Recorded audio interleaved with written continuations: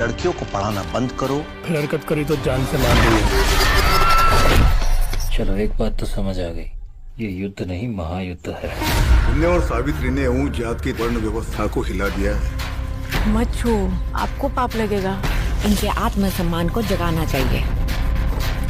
आज तक किसी शूद्र ने ऐसा दुस्साहस नहीं किया। और ज्योतिबा को समझा, हमारी प्रथाओं में बाधा न डाले। क्या कर लोगे? हमारा देश एक भावुक देश है। धुन लगी। यहाँ धर्म और जाति के नाम पर लोगों को लड़ाना बड़ा ही सरल है। ये भविष्य में भी होगा। उनके ऐतिहासिक महत्व और क्यों आज भी इस क्रांति की लौ को जलाए रखना जरूरी है। लड़कियों को पढ़ाना बंद करो, फिर अगर हरकत की तो जान से मार देंगे। चलो एक बात तो समझ आ गई, यह युद्ध नहीं महायुद्ध है। तुमने और सावित्री ने ऊंची जाति की वर्ण व्यवस्था को हिला दिया है। मत छुओ, आपको पाप लगेगा। इनके आत्मसम्मान को जगाना चाहिए। आज तक किसी शूद्र ने ऐसा दुस्साहस नहीं किया था। और ज्योतिबा को समझाया गया, हमारी प्रथाओं में बाधा मत डालो। क्या कर लोगे? हमारा देश एक भावुक देश है, जहां धर्म और जाति के नाम पर लोगों को लड़ाना बड़ा ही आसान है। यह भविष्य में भी होता रहेगा। बस क्रांति की इस जोत को जलाए रखना। नमस्कार, द जनता लाइव देख रहे हैं आप और मैं हूं आपके साथ पूजा। हालांकि फिल्में और किताबें कहीं ना कहीं हमारे जीवन से ही प्रेरित होती हैं, लेकिन जैसा कि बहुत लोग कहते हैं, फिल्में और साहित्य समाज का दर्पण होते हैं। कई बार वे सामाजिक इतिहास को दर्शाते हैं और हमें उन चीजों से रूबरू कराते हैं जिनके बारे में हमें शायद जानकारी नहीं होती। कुछ ऐसी फिल्में जब हमारे बीच आती हैं तो उनके बारे में चर्चा करना जरूरी हो जाता है, क्योंकि जरूरी है कि आप कुछ ऐसी शख्सियतों से मिलें, उनके बारे में जानें जिनके योगदान को आज हम महसूस कर सकते हैं। आज मैं बात करने जा रही हूं ज्योतिराव गोविंदराव फुले की। 11 अप्रैल 1927 को उनका जन्म हुआ और आज उनका जीवन हमारे लिए एक आधारशिला बन चुका है। हमने इस पर पहले भी कई बार चर्चा की है। अगर आज मैं शिक्षित हूं, आपके सामने आत्मविश्वास के साथ खड़ी होकर बोल पा रही हूं, तो इसका श्रेय कहीं ना कहीं उन्हें और उनकी पत्नी सावित्रीबाई फुले को जाता है। हमारी शिक्षा का श्रेय इन्हें देना कहीं से भी गलत नहीं होगा, क्योंकि यह वही दंपति हैं जिनकी वजह से आज हर धर्म, हर वर्ग की महिलाएं शिक्षित हो रही हैं। शायद यही कारण था कि बाबा साहेब ने इन्हें अपने 3 गुरुओं में से एक माना था। बाबा साहेब की जो शिक्षा और चेतना आज हमें मिली है, उसकी शुरुआत अगर किसी ने की थी तो वे ज्योतिबा फुले ही थे। अब उनके जीवन पर एक फिल्म आई है, फुले। इस फिल्म का ट्रेलर लॉन्च हो चुका है। ट्रेलर देखकर आपको अंदाजा हो जाता है कि उनके जीवन में कितना संघर्ष था। और वह संघर्ष केवल उनका नहीं था, वह संघर्ष था समाज के लिए।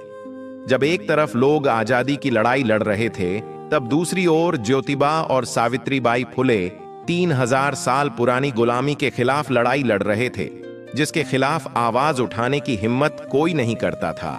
इन्होंने न सिर्फ महिलाओं और दलितों के लिए, बल्कि समाज के हर उस वर्ग के लिए काम किया जो खुद को दबा कुचला महसूस करता था।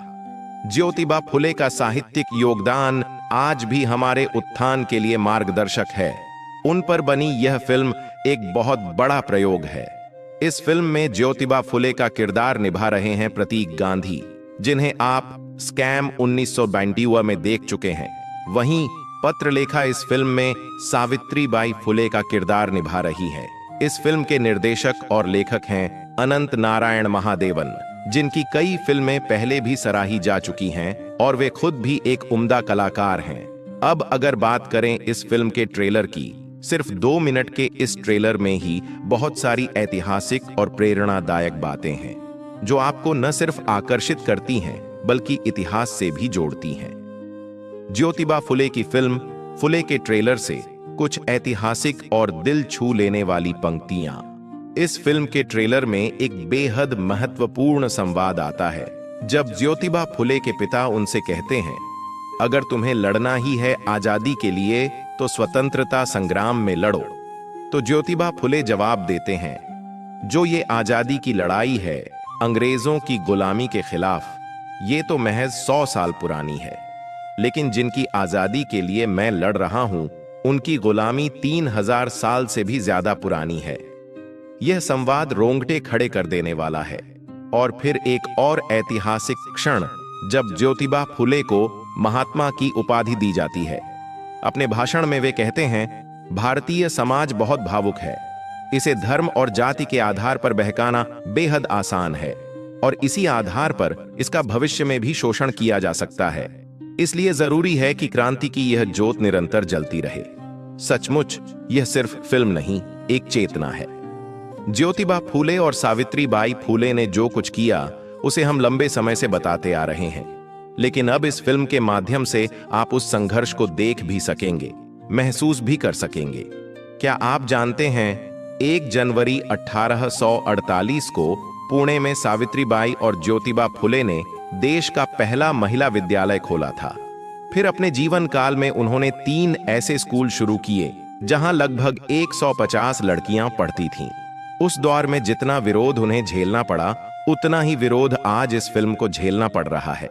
सोशल मीडिया पर इस 2 मिनट के ट्रेलर का विरोध हो रहा है। क्यों? क्योंकि इस फिल्म ने फिर से ब्राह्मणवादी सोच की नींव को झकझोर दिया है।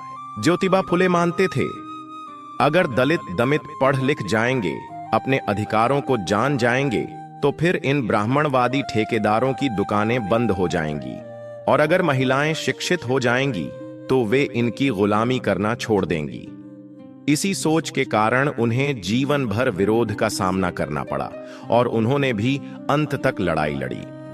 मरते समय भी उन्होंने एक ऐसी वसीयत लिखी जो आज भी ब्राह्मणवादी सोच पर चोट करती है। उन्होंने लिखा, अगर मेरा बेटा नालायक निकले तो मेरी संपत्ति किसी योग्य लेकिन पिछड़े वर्ग के बच्चे को दे दी जाए। आज उसी विचार, उसी संघर्ष और उसी क्रांति को यह फिल्म पुनः जीवंत कर रही है। यह फिल्म रिलीज हो रही है 11 अप्रैल, महात्मा ज्योतिबा फुले की जयंती के दिन। तो आइए इस फिल्म के ट्रेलर को देखें और देखें कि कैसे 2 साधारण लोगों ने असाधारण क्रांति की नींव रखी। क्योंकि हमारा देश एक भावुक देश है। यहाँ धर्म और जाति के नाम पर लोगों को लड़ाना बड़ा सरल है। ये भविष्य में भी होगा। बस क्रांति की इस ज्योत को जलाए रखना। तैल दोस्तों, महात्मा फुले और सावित्रीबाई फुले की कहानी हमें यही सिखाती है कि बदलाव सिर्फ सत्ता बदलने से नहीं आता, बदलाव आता है सोच बदलने से। अगर यह वीडियो आपको जानकारी पूर्ण लगा तो इसे लाइक करें। ऐसी ही सच्ची कहानियों के लिए चैनल को सब्सक्राइब करें और इस वीडियो को अपने दोस्तों और परिवार के साथ जरूर शेयर करें, क्योंकि यह सिर्फ एक वीडियो नहीं, यह एक क्रांति की चिंगारी है जिसे जलाए रखना हमारी जिम्मेदारी है। मिलते हैं अगले वीडियो में, तब तक के लिए ट्रूथ ऑफ लाइफलाइन देखते रहिए। नमस्कार। एक ऐसा बच्चा जिसने सवाल किया, क्यों एक इंसान दूसरे को नीचा देखे। एक ऐसा पति जिसने अपनी पत्नी को बनाया शिक्षा की देवी, और एक ऐसा योद्धा जिसने अकेले ही तोड़ डाले जाति के बंधन। ये है ज्योतिबा फुले की कहानी, वो चिंगारी जिसने भारत को जलाया। 1827 पुणे के एक छोटे से घर में जन्मा माली समुदाय का बच्चा, पर बचपन में ही देखा शूद्र बच्चों को स्कूल से बाहर धकेला जाता।